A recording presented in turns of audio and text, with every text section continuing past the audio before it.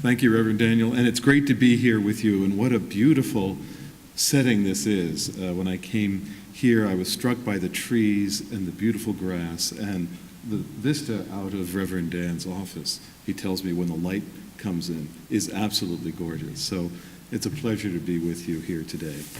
As Reverend Daniel mentions, I toil in the fields of religion and ecology.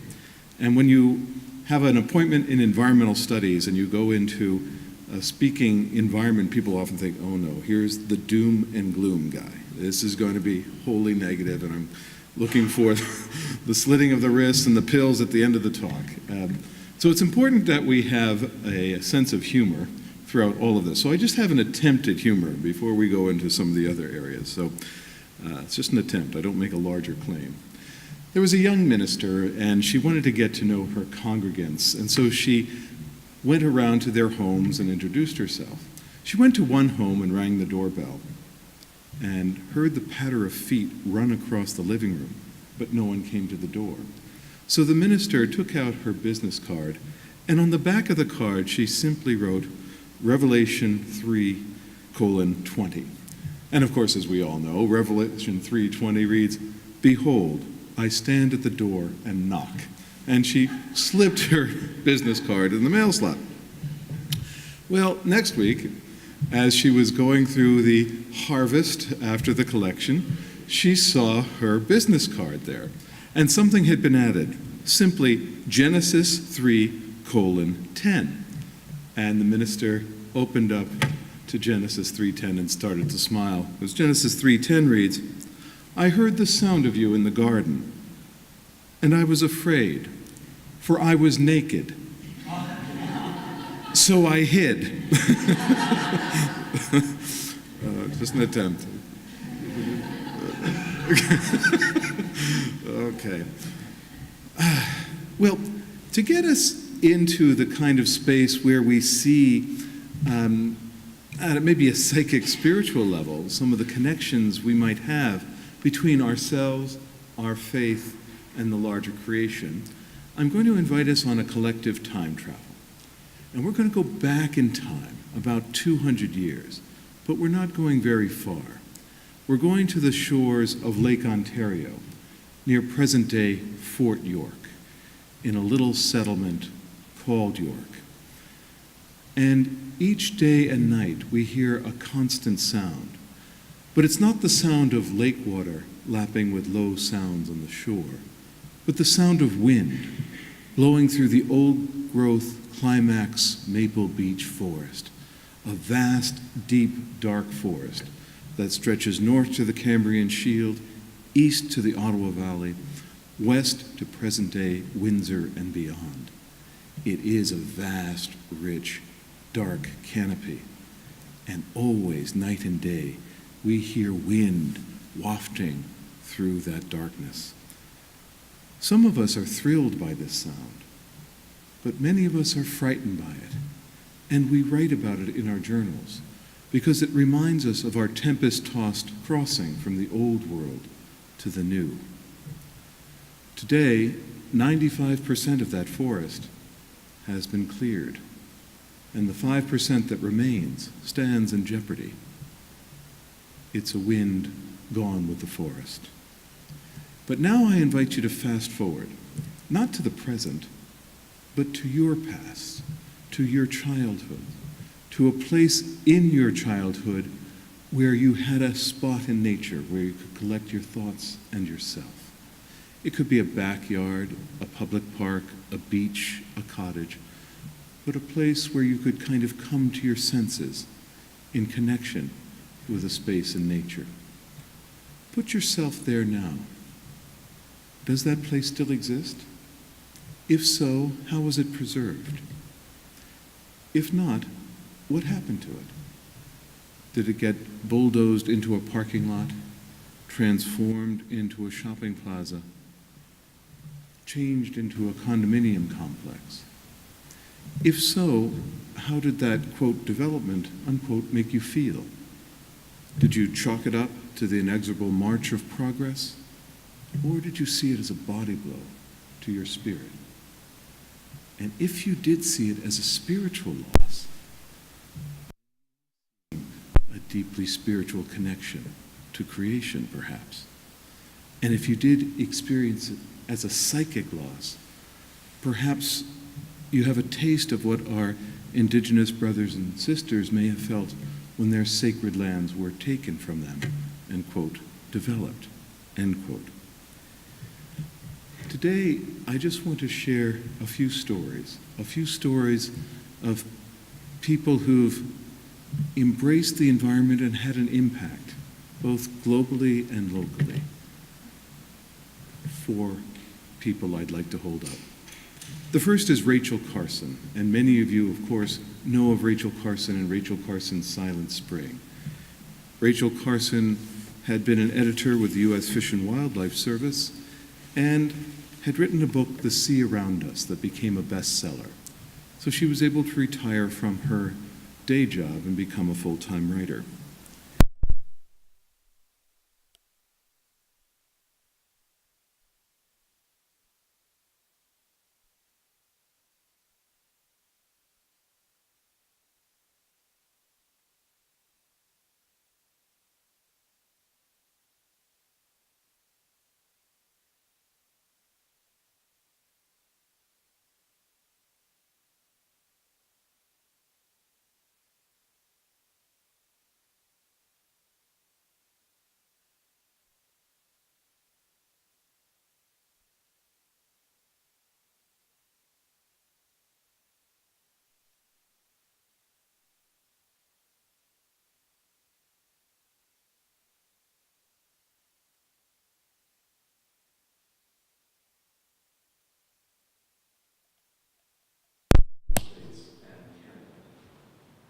Many consider Rachel Carson someone who established a beachhead for our contemporary environmental movement, moving science from simply an understanding of humans trying to empirically control nature and scientifically dominate nature, to seeing the human in dynamic relationship with the systems of the biotic community. In interdependence rather than a conquest mentality was something she helped bring through the success of Silent Spring. But a second person I'd like to raise up is someone closer to home, and that is Risa Cooper. And Risa was a student at the University of Toronto. She was my master's student in religion and ecology. And she described herself as a Jewish hippie who was finding herself one time hungry, looking for free meals in Nelson, British Columbia. And she came across a United Church that was having a free vegan meal. So she went in, and she said, I was looking for any free food I could find at the time. And she began to talk to the folks there. She said, well, why are you having a vegan meal? And they said, well, we're Christian, and we're concerned about how we treat the earth and the animals. And she kind of hits her head and says, I'm Jewish. Meals and food are at the center of my faith. I've never put this together. It began a journey of her learning about the ecological roots of her Jewish faith. After studying elements of this in the United States, she came back to Canada and she established Shorish, the Jewish Environmental Initiative. It began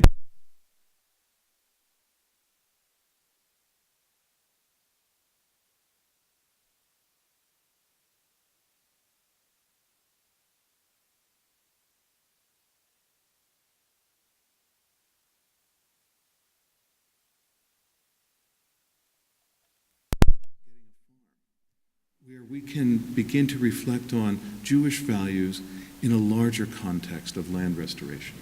And the counselor said, well, that's great. What's your plan? And she said, well, I'm just going to put it out there to the community. She said, that's great, but what's step A, step B, step C? She said, I'm just going to put the intention out there to the community. We heard in the readings about faith in Paul's letter, the role of faith with the covenant. Reflecting on the covenant that we read about, she, as a Jewish young ecologist, in faith, put the word out there. About a week later, she gets a phone call. Risa, the woman said, I have a 100-acre farm outside of Guelph. My husband and I were going to have this as our retirement space. He has died. I'm interested in having you inherit this, if you could name it after my husband, Bela. Bela Farm is now a 100-acre farm that Shoresh runs outside of Guelph.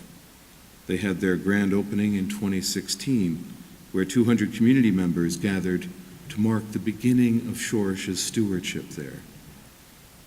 They've begun planting a 20-acre native reforestation project, as well as a bee sanctuary. And they've sold more than 1,200 jars of Bela's bees honey since they've opened. This was just a young Jewish student who was turned on by a message that she heard while traveling in Nelson, British Columbia.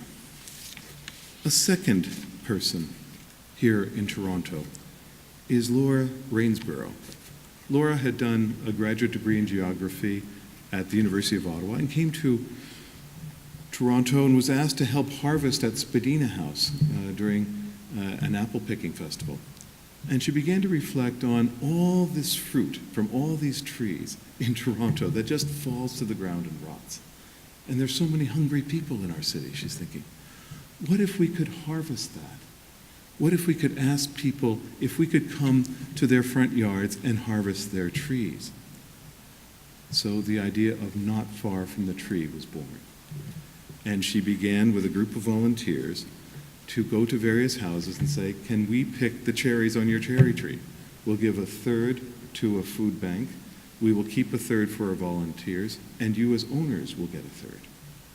Well, approximately 1.5 million pounds of fruit are produced from Toronto's urban canopy each year.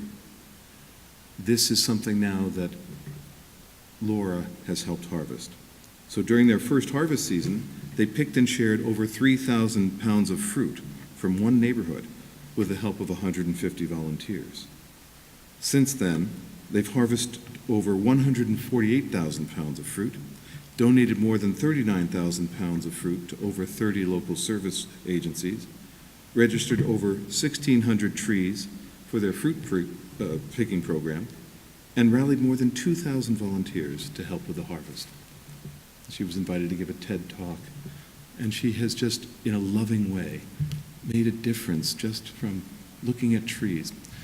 Our cherry tree, my wife and I, when we lived on Humid Drive, have a cherry tree, and not far from the tree, volunteers would come. And it became like a community rallying point. Little kids were coming and said, I mean, we can eat those things? We were wondering if we could eat those cherries. And she said, yeah, absolutely. And it became just kind of an organic community gathering, building human community in concert with the created community. And the last person I'd like to hold up, and the impact, is you. Each of you interfaces with the environment every day. Each of you has and can have a remarkable impact, more than you know. This is a great invitation. Thomas Berry, who was a Catholic priest, cultural historian, advisor to Al Gore and to President Bill Clinton on environmental matters, said, this is the great work we're called to at this time, to befriend rather than besmirch creation. This is a great invitation. We are in a grave environmental situation. But as the scriptures remind us today, we are not alone. God does not let us fly solo. God has pitched the divine tent among us and made a covenant to last through the ages. This covenant is symbolized post-deluge by a beautiful rainbow, an arc of love and commitment to this creation. We don't fly solo. My dad, Philip Sharper, who was a publisher of religious liberation theology, said, we can't remind ourselves that we might be the only copy of the Gospels someone may ever read. We do and will and can have an impact on each other on our society, on the earth that we are stewards of. This to me is greatly hopeful. I'm reminded of a quote from Václav Havel, the great politician, poet, and playwright of the Czech Republic. He wrote, "Hope is not the belief that things will turn out well.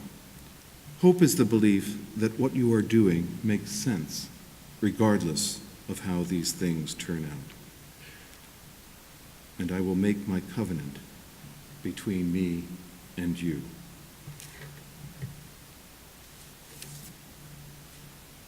Today, we are asked again to reflect on our covenant with each other, with creation, in love, in joy, and in hope. Together, not alone, we can walk to a flourishing future. Blessings on your journey, and thank you for inviting me to preach at you. Amen.